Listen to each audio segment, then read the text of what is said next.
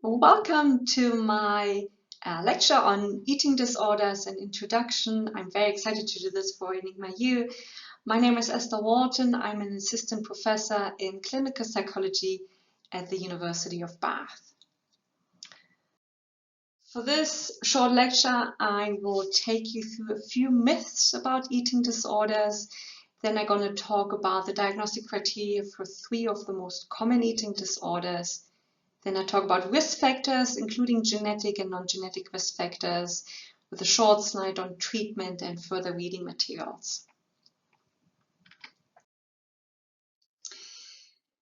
There are many myths about eating disorders, and I focus on 3 of them.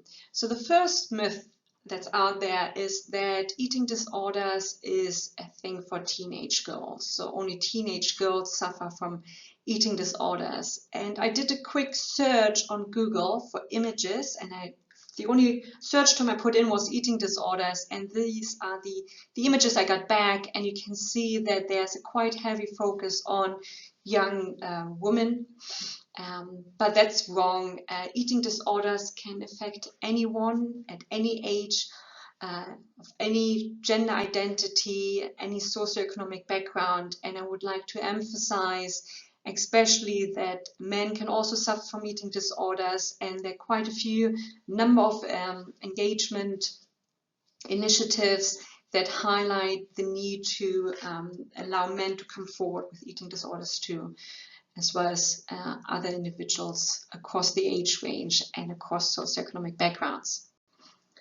The second myth is that social media is the main or sole cause for eating disorders, and that, again, especially young teenage girls who engage too much on Twitter or TikTok will develop an eating disorder. But again, that's not quite accurate.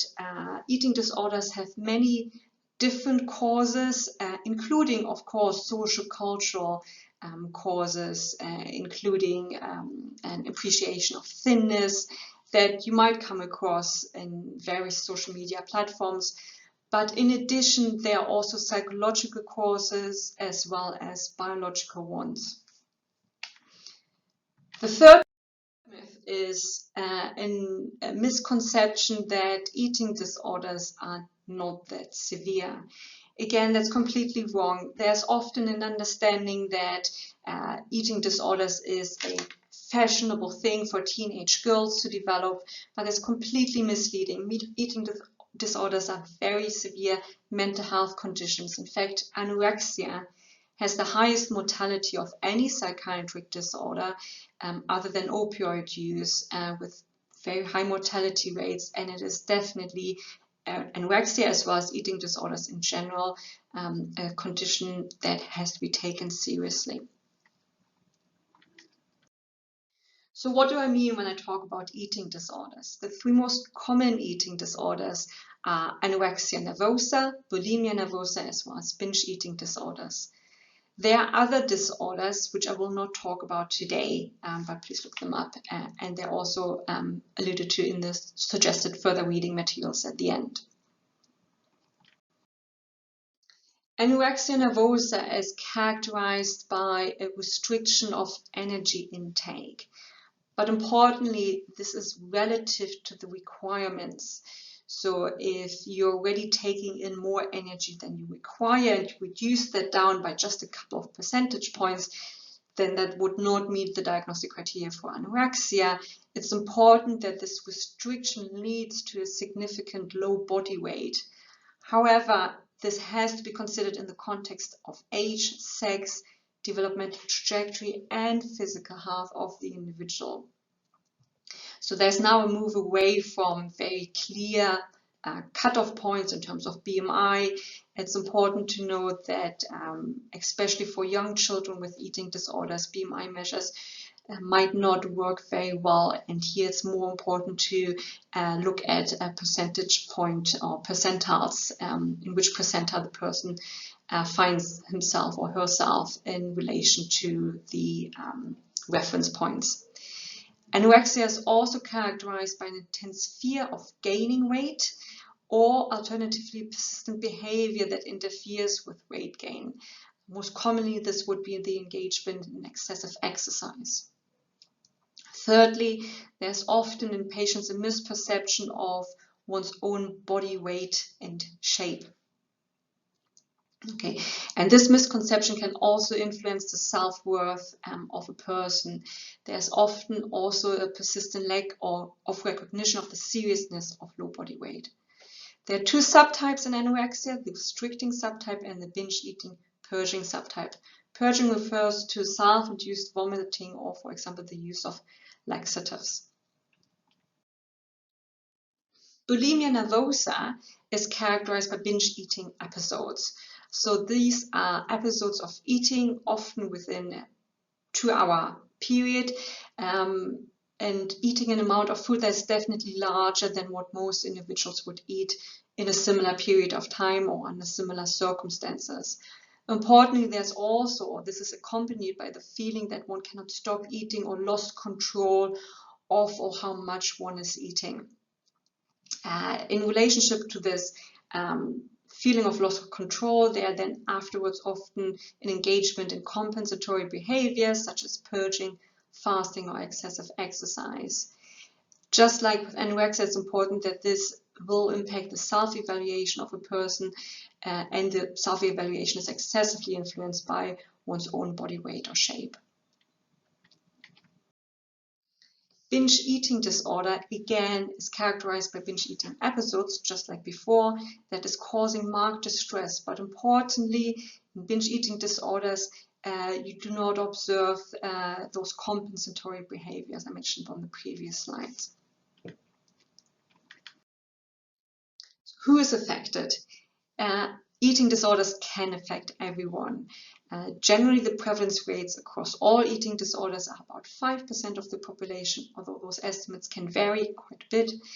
And while everyone can be affected, it is true that eating disorders appear more commonly in adolescence and early adulthood, especially in women between the age of 12 and 35 years.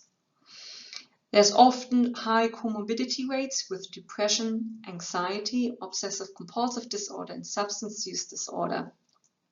And this co-occurrence is observed both on a phenotypic level, so you might see patients that have both a diagnosis of an eating disorder and depression, or show high symptoms of depression or depressive symptoms, but you also observe that on a genetic level. In terms of genetics, the twin-based heritability estimates for eating disorders range between 30 to 70%. Now that's a quite large range, indicating that we still do not fully understand the genetics of eating disorders. One of the latest GWASs, so genome-wide association studies for anorexia, looked in patients, over 17 or about 70,000 patients with anorexia and about 55,000 controls, and discovered a SNP-based heritability between 11 and 17%. Again, SNP-based heritability estimates are often lower than twin-based heritability estimates, but in combination, those two estimates suggest that there's a strong genetic component to eating disorders. That GWAS study not only identified 8 GWAS loci for anorexia, but importantly, they also identified genes that relate to both or indicate both psychological as well as metabolic drivers of anorexia nervosa. And that was very important to highlight that anorexia in particular is not just a mental health condition, but actually carries a metabolic component too. There were also significant genetic correlations with other psychiatric disorders, physical activity, and metabolic traits. Our understanding regarding the genetic underpinnings of bulimia nervosa and binge eating disorder are still quite weak, so there's a lot more research that needs to be done. In addition to genetic risk factors, there are also other risk factors.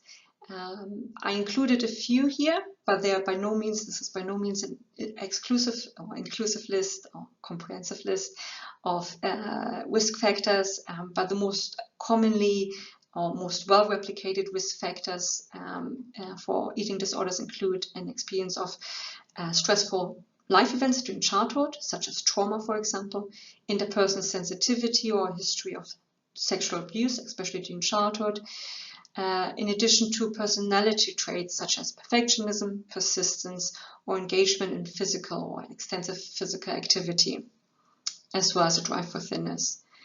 Engaging in a diet can often be a trigger to develop an eating disorder that might bring out a genetic predisposition to the development of eating disorder by setting a trigger.